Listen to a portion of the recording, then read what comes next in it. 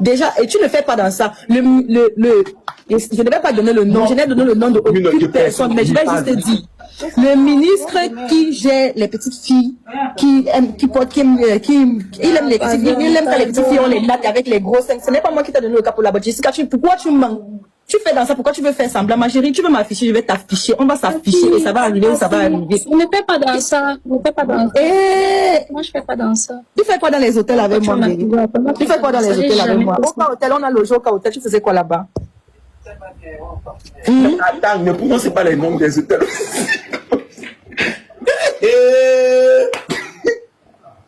Attends.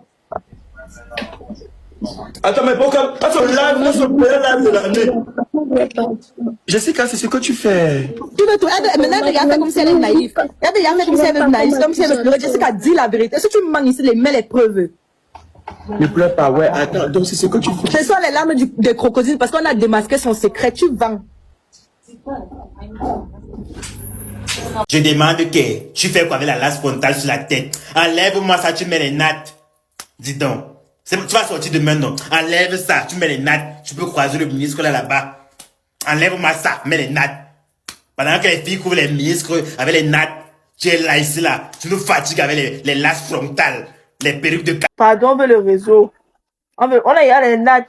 Pardon. Bipez-moi le ministre qui aime les nattes là, s'il vous plaît. Bipez-moi le ministre qui aime les nattes là. S'il vous plaît, taguez-moi le ministre qui aime les nattes. Il y a déjà les nattes. Il reste seulement le ministre. Pardon. Soit son petit frère, soit son cousin, soit son neveu. Voilà ça.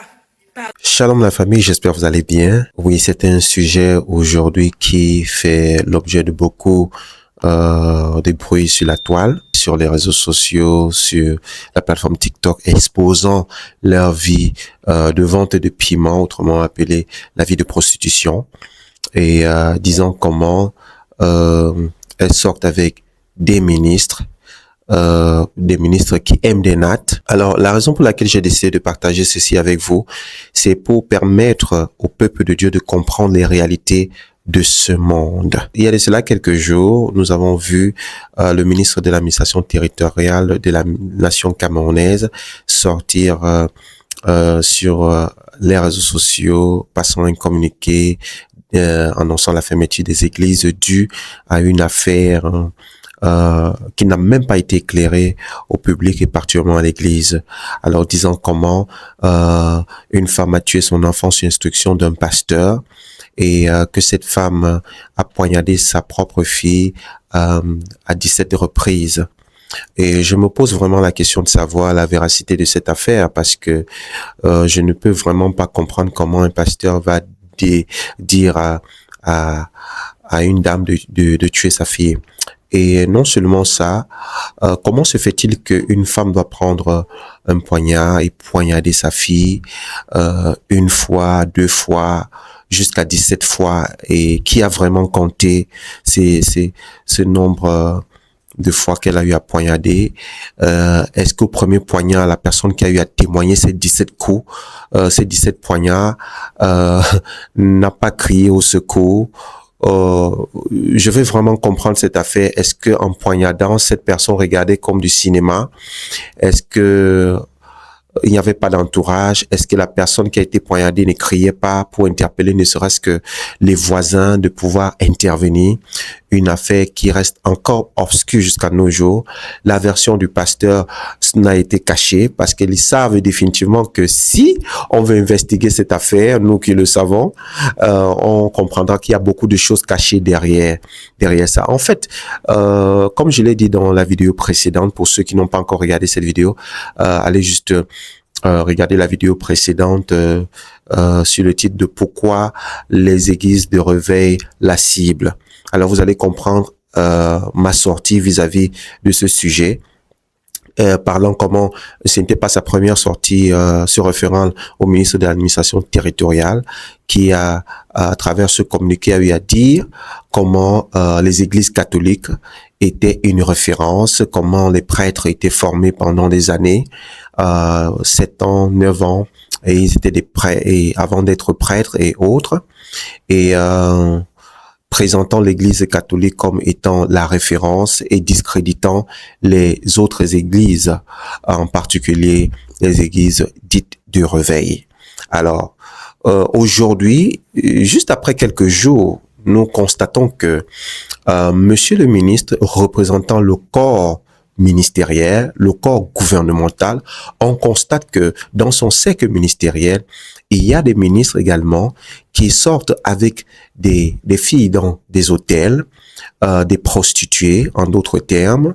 Ils vont dans des hôtels, ils couchent avec ces filles et ces filles sont donc venues sur la toile et exposer ce qui se passe dans le secret. Comment certains de ces ministres aiment les filles avec des nattes. À l'instant où je vous parle, c'est plus une affaire cachée. C'est déjà sur la toile, les gens en parlent, même parlant, se référant à d'autres qui ont eu à voir les nudes. Comment ces filles sont impliquées dans la prostitution vraiment très accélérée, où des hommes même urinent ou pissent dans leur bouche. Voilà à quel niveau la jeunesse africaine se trouve et qui sont les personnes qui côtoient ces jeunes dames. C'est pas seulement les hommes de la rue, c'est pas seulement les hommes dans un secteur particulier, même les ministres y compris. Et moi, personnellement, je m'attendais à ce que qu'il y ait un autre communiqué pour dénoncer cela, comme l'Église a été dénoncée.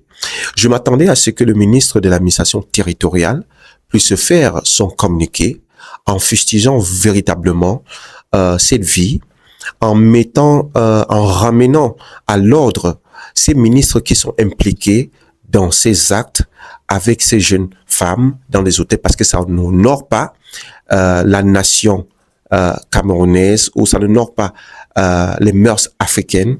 Ça ne donne pas une bonne éducation à nos jeunes gens, parce que l'éducation ou le message qu'on a de ces jeunes, c'est qu'il faut se prostituer pour avoir de l'argent dans la vie, et qu'il faut s'engager dans la vie facile, et qui sont des personnes qui encouragent cette pratique. On constate qu'il y a également des hommes de loi, des ministres. Alors ceci pour dire quoi? C'est pour dire que si ces filles aujourd'hui étaient impliquées dans ces actes avec des pasteurs, vraiment à l'heure où je vous parle, la toile serait en ébullition. Ouais, tout le monde serait des juges. On devait dire des pasteurs des églises de réveil. Ça devait être vraiment l'objet de beaucoup de choses. Peut-être les gens vont en parler même pendant 1 an, 2 ans. Ça ne finira pas. Parce que si c'était un pasteur des églises de réveil qu'on trouvait peut-être dans ce dossier, ça devait être vraiment de la catastrophe. Alors, j'ai vraiment attendu le communiqué du ministre comme d'habitude, mais rien n'a été fait. Et effectivement, je comprends, parce que son cercle, c'est un cercle vraiment délicat. Et il ne peut certainement pas sortir juste comme ça, parce qu'il faut qu'il protège ses collègues. Il faudrait qu'il protège également son milieu. Mais je me pose la question de savoir pourquoi également ceux qui ne sont pas de milieu ne peuvent pas également être ramenés à l'ordre de la sorte. Je sous-entends qu'ils ont eu peut-être des meetings en interne, et déjà que ce n'est pas de nouvelle affaire, déjà que ce n'est pas du jamais entendu, c'est des choses qui sont courantes. Et comme j'ai dit dans ma précédente vidéo, que les brebis galeuses sont dans tout secteur. Alors, juste après avoir passé ce communiqué pour humilier les églises de réveil, voici une affaire également qui touche le secteur du ministre de l'administration territoriale. Qu'est-ce qu'on peut dire à la famille? Qu'en pensez-vous? Donc, les personnes de loi peuvent aussi être impliquées dans des choses abominables, dont des personnes de loi, ceux qui sont censés être la référence dans nos nations. Et je tiens à vous rappeler que dans la nation camerounaise, tu ne peux pas être si jeune et être ministre. Ça veut dire que un ministre a au moins 50 ans en montant. Ça veut dire que c'est des personnes adultes, ça veut dire que c'est des personnes rationnelles, ça veut dire que c'est des pères de famille, mais des pères de famille qui vont coucher avec des enfants des gens. Est-ce que ça veut dire que ils sont en train de montrer l'exemple? Est-ce que cet acte veut dire que ils sont en train de réunir les familles? est-ce que ça veut dire qu'ils sont en train de bâtir la nation? Pourquoi est-ce que ça résonne si audiblement quand il s'agit de l'église de réveil? Pourquoi est-ce que tout d'un coup, les autorités sont silencieuses? Moi, j'aimerais vraiment comprendre. Pourquoi est-ce que tout d'un coup, rien n'a été dit, aucun communiqué n'a été fait? Donc, ça veut dire que l'église de réveil est une proie à abattre. Alors, pourquoi donc reprochez-vous à l'église de réveil ce que vous-même vous faites? Pourquoi donc s'en prendre à l'église de réveil quand vous-même vous n'êtes pas des exemples? J'aimerais véritablement savoir. Avant de continuer, nous allons prendre les propos de ce même ministre qui a dit au sujet de l'église catholique, disant comment les prêtres catholiques sont des modèles, comment ils sont allés dans des écoles, ils ont fait 7 ans, voire même plus, juste pour être des prêtres. Et apparemment, ils sont bien structurés. Apparemment, dans leur secteur, il n'y a pas de problème. Il n'y a pas des choses abominables. Les prêtres sont vraiment des exemples. Suivons donc ces dires. Et nous allons également suivre le témoignage de ce jeune prêtre et des choses atroces qui a été faites par lui dans l'enceinte même de l'Église. Et j'aimerais que vous me donniez également votre point de vue. Comment se fait-il que des personnes qui sont bien structurées apparemment, qui sont irréprochables, se trouvent dans de tels cas? Retrouvons-nous juste après.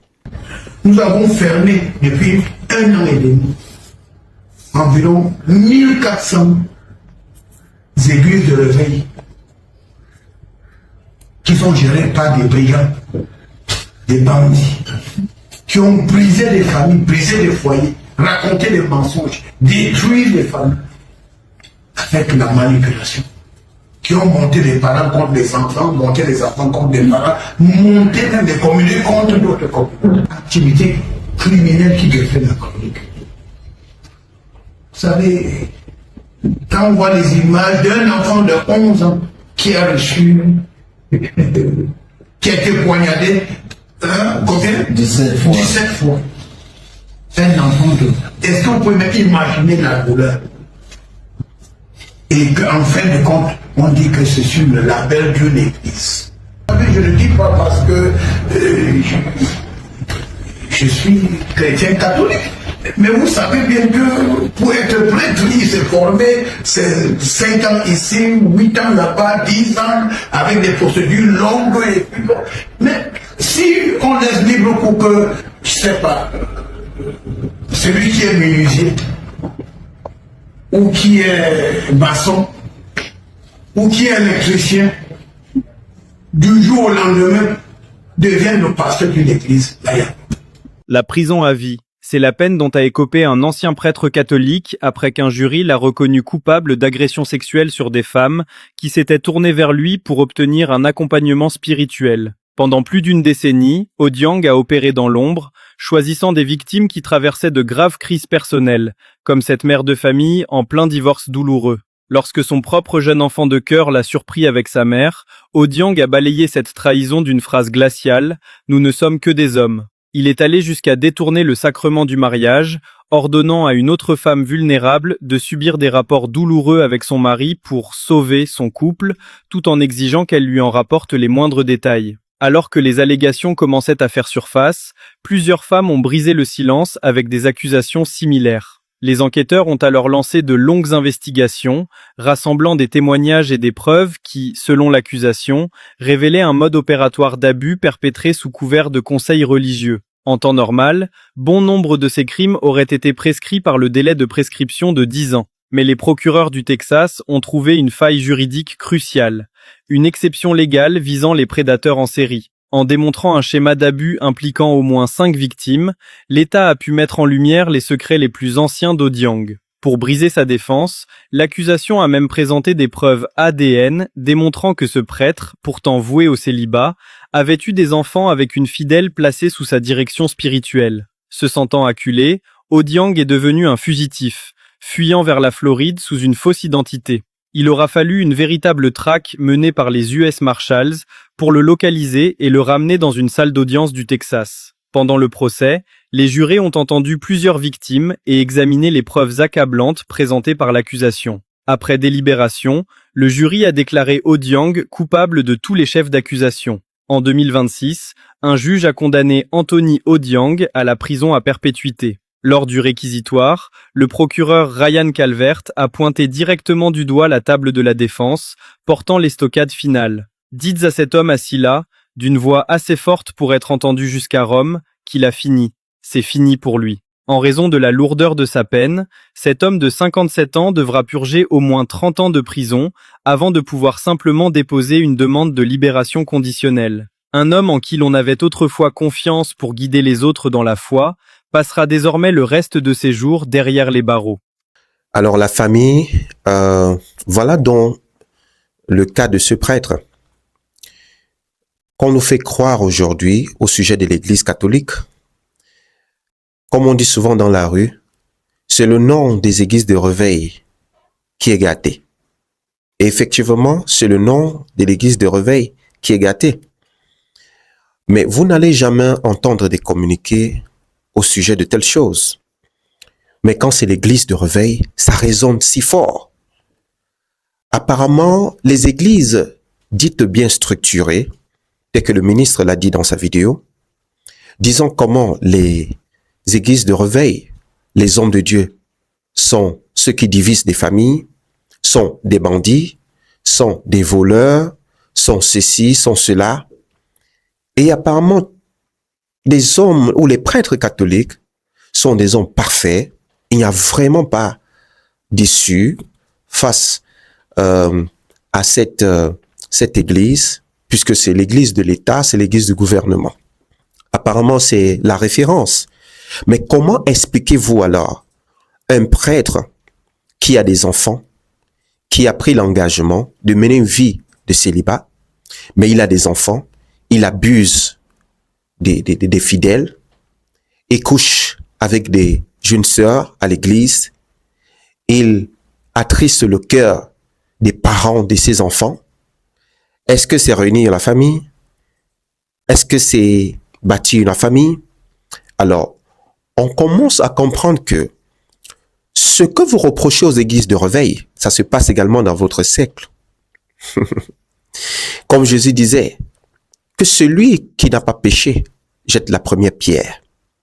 Et si j'ai décidé de me prononcer face à ce problème, c'est parce que nous, fils et fils dignes de l'église de Jésus-Christ, fils dignes du corps de Christ, fils des églises de réveil, j'ai pris cette résolution de ne plus me taire. Et si d'autres désirent se taire, moi, je prends cette résolution et ce risque, parce que je n'ai plus rien à perdre. C'est Jésus-Christ qui a le contrôle de ma vie maintenant.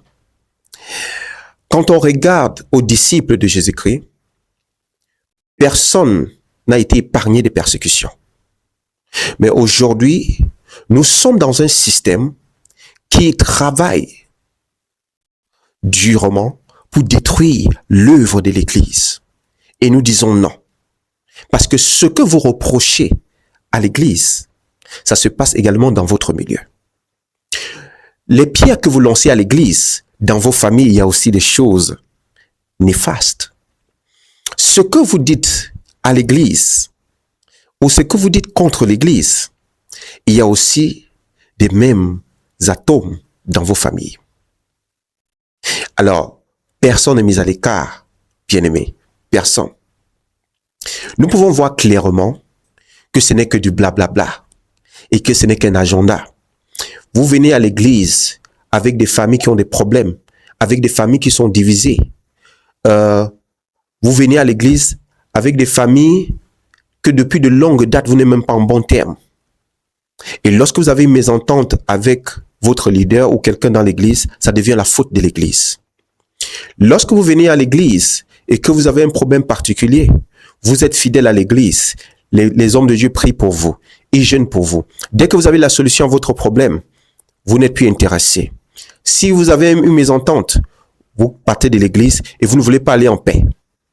Vous voulez que l'église ferme les portes parce que vous êtes parti. Non, l'église ne va pas fermer les portes parce que vous êtes parti. En venant, vous êtes venu seul. En partant, si vous voulez partir, partez aussi seul. Ne venez pas nous faire la morale à l'église. Parce que depuis fort longtemps, vous avez fait cela. Le but de l'église, ce n'est pas de faire plaisir au monde. Parce que le monde n'a jamais aimé l'église. Parce que l'église n'est pas du monde. Bien du fait que nous sommes dans le monde, mais nous ne sommes pas du monde. Et l'église de Jésus-Christ ne recherche pas l'approbation du monde. La Bible dit dans Jean chapitre 15, verset 19, « Si vous étiez du monde, le monde aimerait ce qui est à lui. Mais parce que vous n'êtes pas du monde et que je vous ai choisi du milieu du monde, à cause de cela, le monde vous hait. » Effectivement, le monde ne pourra jamais vous aimer. Le monde ne pourra jamais nous aimer. Aussi longtemps que nous sommes pour Jésus-Christ, le monde ne va jamais nous aimer. C'est pourquoi les bruits du monde ne perturbent pas le monde. C'est pourquoi vous pouvez aligner des ventes emportées de partout dans les rues, qui mettent des volumes, qui fassent n'importe quoi qu'ils veulent faire. Personne ne va jamais se plaindre, parce que l'église de Jésus-Christ n'est pas du système du monde. Et la raison pour laquelle il hait l'église, c'est parce que l'église et le monde ne paient pas dans un même règne. Je n'encourage pas le fait que les églises ne doivent pas régler leur son lors des cultes à cause de leur environnement. Au contraire, je prône même cela. Je prône le fait que nous ne devons pas nuire à notre entourage. Je prône le fait que, avant de faire quoi que ce soit dans l'église, nous devons également penser aux autres. Mais venir nous faire croire que la seule église véridique, c'est l'église catholique. Mais je dis non. Venez nous faire croire que c'est lorsque tu vas au séminaire ou à l'école de théologie qui fait de toi un homme de Dieu. Je dis non. J'encourage pourtant les hommes de Dieu, tout chrétien, à aller à l'école biblique. J'encourage le peuple de Dieu qui désire la connaissance, parce que la Bible dit que mon peuple périt faute de connaissance. Et j'encourage le fait que nous devons aller à l'école biblique. J'encourage cela. Mais venir me dire que parce que tu es allé à l'école biblique et c'est ça qui fait de toi un homme de Dieu, j'ai dit non. Parce que tu peux aller à l'école biblique et ne jamais connaître Dieu. Il y a des gens qui vont à l'école biblique juste parce qu'ils veulent juste les connaissances bibliques. Venir me dire que parce que tu es allé au séminaire, pendant 7 ans tu es sorti prêtre et ça fait de toi nécessairement un homme de Dieu, je dis non. Il y a également des prêtres qui sont allés dans des séminaires par formalité parce qu'ils ont un agenda personnel qui est contraire aux normes du Seigneur. Venez me dire que tout ce qui est à l'église catholique est parfait. J'ai dit non. Il y a des bons prêtres et aussi des faux prêtres. Et c'est la même chose dans les églises de réveil. Quand vous voulez nous faire croire que dans les églises de réveil, les pasteurs des églises de réveil ne vont pas à l'école biblique, c'est faux. La majeure partie sont allés à l'école biblique. La majeure partie sont allés à l'école biblique avant de pouvoir prêcher la parole. C'est même encouragé. Vous venez aujourd'hui fustiger l'église de réveil comme étant cette mauvaise église apparemment qui ne contribue pas. Mais vous oubliez que dans ces mêmes églises, on enseigne beaucoup de choses. Vous dites que les églises divisent les familles. Je ne pense pas qu'il y a une église qui n'enseigne pas sur le mariage dans des églises de réveil. J'ai grandi dans l'église de réveil. Et durant ce temps, nos parents dans la foi enseignaient le mariage, enseignaient les jeunes à respecter leurs parents, enseignaient les femmes à respecter leurs maris, enseignaient les maris à respecter leurs femmes. J'ai vu cela dans l'église. Il y avait des conférences où on enseignait le management financier, on enseignait les business, l'administration dans les affaires.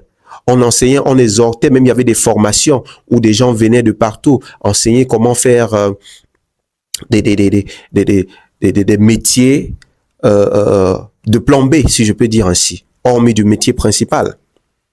Il y a aujourd'hui dans beaucoup de nos églises, il y a des formations qu'on fait en montage, en infographie, beaucoup de choses, en management, même dans des cryptos. Il y a beaucoup là qui sont dans beaucoup de domaines. Et ces formations se passent dans l'église. Quand vous allez dans des prisons, posez-vous la question de savoir qui est le corps qui apporte plus de dons aux prisonniers. On va vous dire c'est l'église. Et les églises de réveil sont, je peux dire, ils sont des champions dans ce domaine. Chaque semaine, vous allez les voir. Ils vont dans les prisons, ils vont non seulement avec les dons, ils vont prêcher. Dans les hôpitaux, la même chose. Alors, venir aujourd'hui, vouloir salir l'église de Jésus-Christ, c'est comme pour dire que quand on va aujourd'hui dans l'église, parce que c'est la mentalité qui est promue, quand on va aujourd'hui dans l'église, tout doit être parfait. C'est-à-dire, toi, tu as le droit à l'erreur, mais celui qui va à l'église n'a pas droit à l'erreur. Le pasteur n'a pas droit à l'erreur. Mais toi, tu as droit à l'erreur. Et quand tu commets une bêtise, non, ils ne doivent pas te juger. Mais si c'est le pasteur qui commet une bêtise, tu as le droit de le juger. C'est vrai là? Are you serious? Alors, qui nous donne maintenant le droit de croire que parce qu'on est chrétien, c'est-à-dire toi qui n'es pas chrétien, tu as le droit et le plein pouvoir de mettre ta destinée dans la vie des autres? On devient maintenant une génération qui se présente comme des dieux dans la vie des gens. Et c'est dommage parce que nos gouvernants sont en train de jouer à ce jeu. Quelque chose se passe dans l'église. On nous dit comment un pasteur a envoyé une de ses fidèles d'aller tuer sa fille. Et on nous dit que cette femme allait tuer sa propre fille en poignardant 17 fois. Et on veut nous faire croire de telles choses. Et la personne qui a vu comment cette femme poignardait 17 fois a compté et n'a rien fait. A regardé jusqu'à 17 fois avant de venir porter plainte ou passer l'information. Mais lorsqu'on regarde la vidéo de cette femme, on constate bel et bien que cette femme a un problème mental. Arrêtez de mentir. On constate que cette femme a un problème mental. Et c'est pourquoi cette affaire a été cachée. Parce que s'il y avait de la transparence, on devait ne serait-ce qu'en voir la version du pasteur qu'on nous a cachée jusqu'à aujourd'hui, parce qu'on sait qu'ils ont utilisé la mafia pour salir l'église. Alors j'aimerais juste profiter pour apporter ma petite contribution aux gouvernants. Vous devez savoir que vous avez une lourde tâche. Et votre tâche, ce n'est pas de détruire l'église, ce n'est pas de créer des divisions. Parce que ce que vous reprochez aux autres, ça se passe également dans votre secteur. Ce n'est plus un débat, parce qu'aujourd'hui on voit ça dans la société. Comment expliquez-vous qu'un prêtre qui est à l'origine des viols, qui est à l'origine de divisions dans les familles, et aucun communiqué n'est fait? Comment expliquez-vous que la même vigueur, la même énergie avec laquelle les églises de réveil sont combattues, on n'utilise pas ça avec l'église catholique? Parce que c'est l'église du gouvernement. C'est l'église du gouvernement. Alors, aujourd'hui, les ministres sont mis à nu par le témoignage de ces jeunes filles. Aujourd'hui, on parle des nattes ministérielles sur la toile, à travers des gens qui sont supposés être des modèles. Donc, ça veut dire que vous également, les ministres, vous avez des imperfections. Ça veut dire que vous également, les ministres, vous commettez des bêtises. Vous êtes également impliqués dans toutes choses abominables. Ça veut dire que vous également, vous êtes défaillants. Ça veut dire que vous également, vous êtes des pécheurs. Et c'est pourquoi Jésus a dit que celui qui n'a pas péché jette la première pierre. Pour ceux qui disent, oh, les églises sont de partout, je préfère que les églises soient de partout que des ventes emportées. Je préfère que les églises soient de partout pour que les gens aillent chercher Dieu. Je préfère que les églises soient de partout pour prôner Dieu. Et quand on parle de l'église, aujourd'hui, vous voulez nous parler de la négativité, comme si ce n'est que la négativité qui est dans l'église. Non. Alors, voilà des jeunes filles aujourd'hui. Elles sont là, elles se prostituent. Jusqu'à aujourd'hui, elles font du clash sur la toile. Elles citent même le nom des ministres. Des personnes qui passent des communiqués, des personnes qui appliquent des lois dans la nation. Nos parents qui sont supposés être des exemples. Mais si c'était un pasteur, c'est là où tout le monde devait être juge. Tout le monde devait prendre son tabouret, s'asseoir pour parler de l'affaire de l'église, particulièrement les églises de réveil, parce qu'apparemment c'est votre moins cher. Donc arrêtez ça. Arrêtez ça.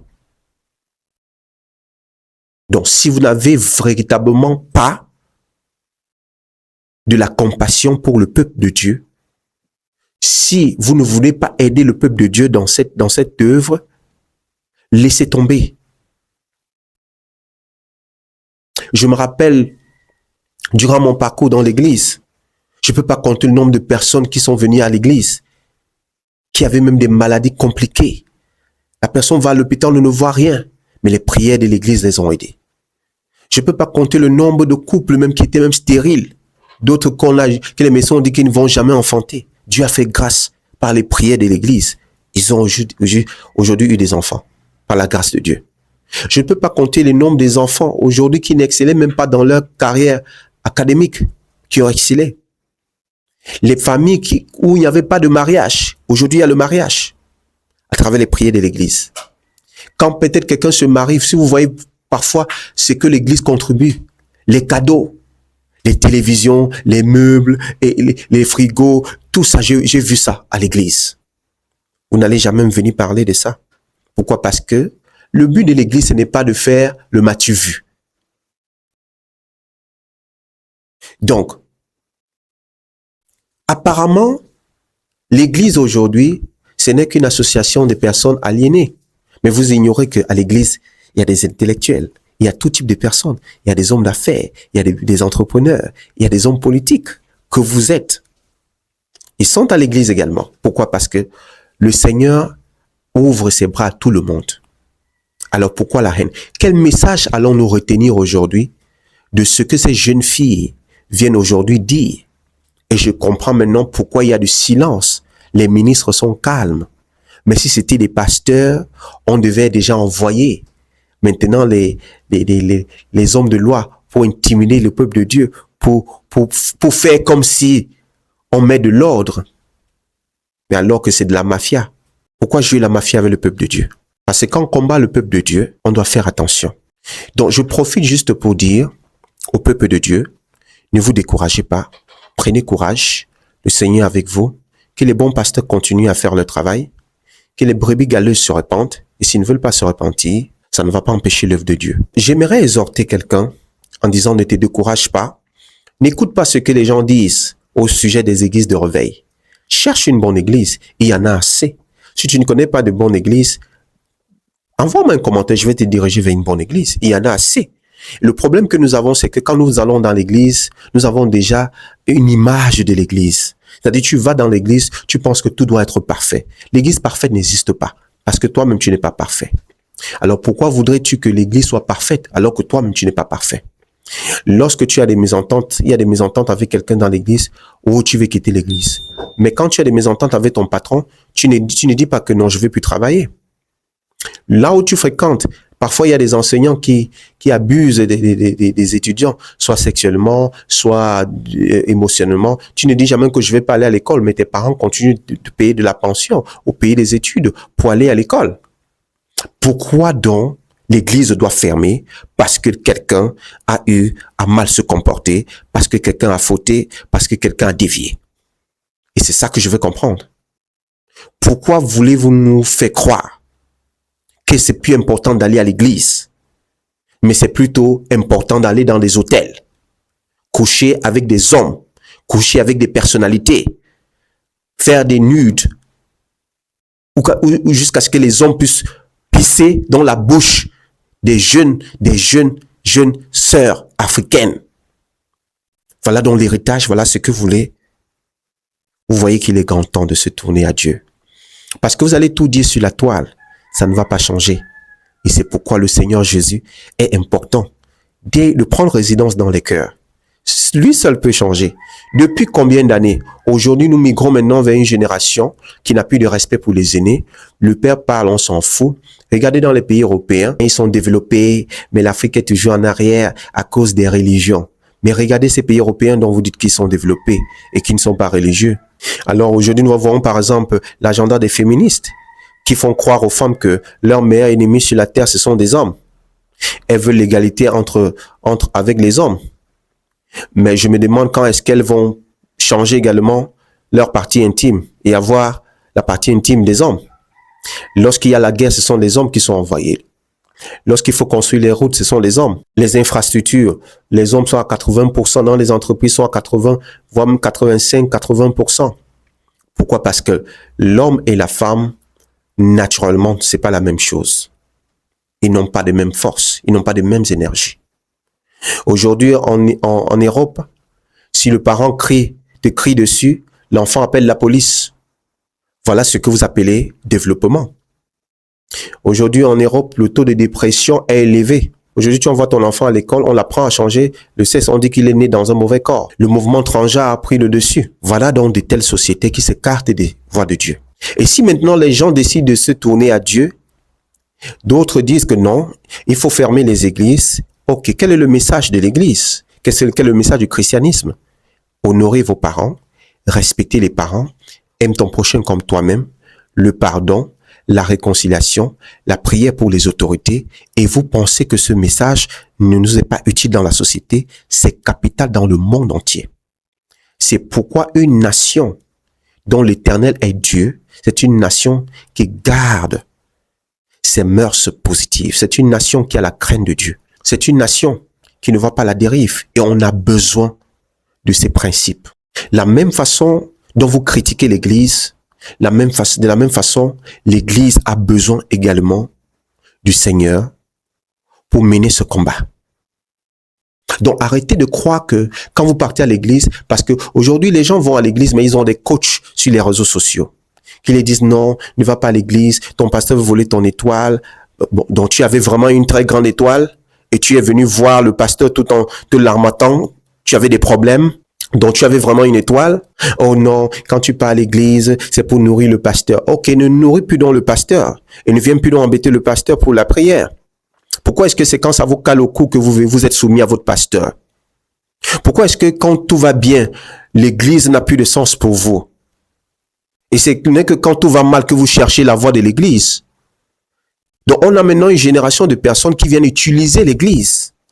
Et c'est pourquoi je comprends maintenant la raison pour laquelle certains pasteurs, pour les voir, tu dois payer. Parce que beaucoup se sont sentis utilisés. Ils se sont sentis manipulés. Un pasteur prie pour toi pendant des mois. Tu as dépensé de l'argent dans les hôpitaux.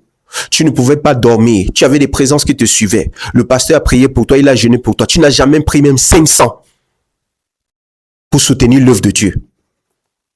Mais ton artiste préféré là qui enlève les slips en public là, tu peux aller payer 200 000 là-bas pour son concert. Tu ne vas pas parler des pauvres ou des orphelins à aider. Mais quand tu viens à l'église, c'est là où tu vas nous parler des pauvres et des orphelins. Ton pasteur qui s'est peiné pour toi, qui a prié pour toi. Lorsque tu t'es senti établi, maintenant il ne te sert plus à rien. Tu pars même plutôt le diffamer. C'est là où tu pointes ses faiblesses. C'est là maintenant tu es monsieur le juge. Mais tu attends quoi? Il faut aller t'exercer là-bas au tribunal de grande instance. Arrêtez de nous polluer l'église. Arrêtez de nous faire croire que quand on va à l'église, c'est vous qu'on attend. Mais si tu ne veux pas aller à l'église, reste à la maison. Et ne pense pas que parce que tu restes à la maison, tout le monde va rester comme toi. Si les gens y vont, c'est parce qu'ils voient la grâce de Dieu dans leur vie. Si les gens y vont, c'est parce qu'ils peuvent voir le Seigneur. Je suis désolé pour vous qui dites « Oh, le christianisme, c'est pour les Blancs ». Non, la plupart d'entre nous, le Seigneur s'est déjà révélé à nous. Ce n'est plus une affaire des colons, comme vous le dites. C'est Jésus dont nous parlons aujourd'hui, ce n'est pas l'affaire des colons, parce que les colons en ont même besoin. Et chose étonnante, avant l'arrivée du colon en Afrique, il y avait déjà le christianisme en Afrique. Et la première nation chrétienne était l'Éthiopie. Et le christianisme n'a pas détruit cette nation. Il n'a pas empêché de se développer. Mais c'est vous qui allez venir aujourd'hui nous dire que non, le christianisme est venu détruire l'Afrique. Donc, apparemment, le problème de l'Afrique, ce sont les pasteurs. Mais ceux qui détournent vos fonds publics, là, vous les mettez où? Apparemment, ils font du bon travail. Et c'est maintenant les églises qui vont venir vous goudronner les routes. Et c'est les églises qui vont maintenant venir vous construire les hôpitaux. Si l'église construit des hôpitaux, c'est juste secondaire. Mais l'église n'est pas le ministère des Finances. C'est pas les pasteurs des églises de Reveil qui vont commencer à payer la scolarité à vos enfants dans vos différentes familles. C'est pas ça son rôle. Parce que si vous voulez poser cela aux pasteurs des églises de Reveil, posez cela également aux prêtres. Posez cela également aux prêtres. Parce que les prêtres, ils ne travaillent pas. Parce que si servir Dieu, prêcher n'est pas un métier, ça veut dire que les prêtres également, on ne doit pas les soutenir également. Et ils roulent aussi dans des grosses voitures, des belles voitures. Ils ont des belles voitures. Alors, si prêcher la parole de Dieu n'est pas un métier, venez d'en faire. Si prêcher la parole de Dieu n'est pas un métier et que le pasteur ne doit pas être soutenu, alors ne soutenez pas également vos coachs que vous avez sur les réseaux sociaux qui viennent vous faire des conférences, de 2 heures de temps. Vous les payez, vous les logez, vous payez leur billet d'avion, vous payez leur logement. Ils viennent parler pour 2 heures de temps. Ils rentrent dans les nations. Et en ce moment, qui est enrichi? Vous les payez pour cela et ça ne pose pas problème. Et personne ne dit, non, ce coach est venu s'enrichir. Personne ne dit ça. Mais le pasteur qui prie pour toi chaque semaine, le pasteur qui te prêche la parole de Dieu, qui t'apporte une thérapie spirituelle, qui te fait toujours te rappeler du Seigneur, qui te fait toujours te rappeler à ton premier amour, qui te rappelle qu'il faut te détourner du péché et mener une vie qui plaît à Dieu. Non, celui-là doit périr. Il doit être pauvre pour te prouver qu'il sert Dieu. Nous, on doit amener notre argent dans la maison de Dieu. Nous, on doit soutenir nos hommes de Dieu. Nous, on doit laisser, ne nous dites rien. Oh, tel pasteur fait, on connaît déjà. Il n'y a rien que vous allez venir nous dire qu'on ne connaît pas de l'église. Parce que nous sommes dans l'église, on connaît. Ça n'a pas empêché Jésus d'accomplir son œuvre. Malgré tout ce que Jésus voyait. Pourquoi vous voulez nous dire de laisser l'église? Pourquoi vous voulez nous dire d'arrêter de servir Dieu et d'aller à l'église? Il y a une bénédiction quand tu vas dans la maison du Seigneur. C'est pourquoi ceux qui disent que non, il faut rester à la maison, je suis désolé. La chrétienté de la maison, là, ça ne vous fait pas grandir.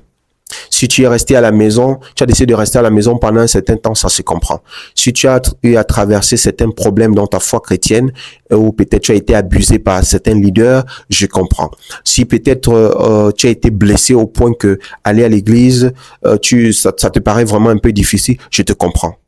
Mais après un certain temps, cherche une bonne assemblée, va là, on sert Dieu. Arrête d'aller chercher les fautes des gens. Arrête d'aller chercher ce que le pasteur a préparé chez lui. Arrête d'aller chercher ce que le pasteur a mis chez lui. D'où sort son argent. Va servir ton Dieu et laisse les problèmes. Tout simplement. Va servir ton Dieu et laisse les problèmes. Parce que tu ne peux pas être maintenant le missionnaire ou l'ambassadeur des vies des autres alors que ta propre vie a aussi des défaillances. Pourquoi tu n'es pas resté à la maison pour avoir ton bac ou ta licence? Parce qu'à l'école où tu es parti, il y avait aussi des scandales là-bas, mais tu as continué d'aller. Il y avait des moments où tu as entendu que tel enseignant a fait ceci ou tel professeur a fait cela, mais ça ne t'a pas découragé. Tes parents n'ont pas stoppé de payer ta scolarité. Mais un tout petit peu à l'église, non, toutes les églises doivent fermer parce que quelqu'un a failli. Et c'est ça qui me cœure. Et je me pose la question de savoir, mais dans quel monde sommes-nous maintenant? Il manque seulement comment vous allez vous cacher derrière les lois pour couper le souffle de vie aux gens. Et ça ne peut pas marcher comme ça. Donc que Dieu vous bénisse. Que ceux qui se sentent découragés, soyez fortifiés. Si tu as abandonné l'église parce que tu as été offensé, parce qu'on t'a fait du mal, il faut savoir que celui qui t'a sauvé est passé par là. Et tu dois te lever et tu dois redoubler d'efforts et tu dois aller servir ton Dieu. Aller à l'église ne veut pas dire ne pas travailler, comme beaucoup nous fait croire. Que tu vas à l'église, tu ne travailles pas, je suis désolé. L'église n'a jamais dit de ne pas aller travailler. L'église n'a jamais dit aux gens, ne respectez pas vos familles, ne respectez pas vos époux, l'église n'a jamais dit ça. C'est pas le message du christianisme. Alors, si vous tombez sur un leader qui a dérapé, corrigez ce qu'il a eu à faire et ne prenez pas tous les hommes de Dieu, vous mettez dans le lot, tous les chrétiens, vous mettez dans le lot. Parce que le salut est personnel. Alors, toi qui te sens découragé, prends courage, sers ton Dieu. Jésus n'est pas venu mourir pour toi, pour que tu gardes ce trésor pour toi seul. Il y a quelqu'un qui a besoin de tes conseils là dehors. Il y a quelqu'un qui a besoin de tes conseils à l'église. Ta présence également dans l'assemblée du peuple de Dieu compte. Ton service également compte. Ne dis pas, oh, vraiment, je vais être de mon coin. Il n'y a pas de chrétienté de mon coin. Il n'y a pas de chrétienté de mon coin. Quand tu as reçu le Seigneur Jésus dans ta vie comme Seigneur et Sauveur personnel, tu fais partie de la famille de Dieu. Il n'y a pas de famille dans un coin. Donc, que le Seigneur vous bénisse. Je prie pour toi qui me regardes, que le Seigneur te fortifie. Si tu avais perdu la foi, sois encouragé, que le Seigneur te donne la grâce de le servir Que le Seigneur te donne la grâce d'être vrai avec lui. Que le Seigneur te fortifie dans cette marche. Ne te décourage pas. Jésus t'aime et t'aimera pour toujours. Seigneur, je prie pour quelqu'un qui me regarde et que ta grâce aille avec lui, qu'il soit encouragé, qu'il ne soit pas mu par des idéologies, par des doctrines des démons ou des esprits séducteurs qui veulent éteindre sa foi, mais qu'il soit encouragé. Dans le nom de Jésus, nous avons prié. Amen. Si vous n'êtes pas encore abonné, n'hésitez pas de cliquer la cloche de notification et vous serez informé de nos nouveaux contenus aussitôt qu'ils soient publiés. Que Dieu vous bénisse. Shalom. Salut, si cette vidéo t'a plu, like-la, partage-la et écris un commentaire. Abonne-toi pour ne rien rater.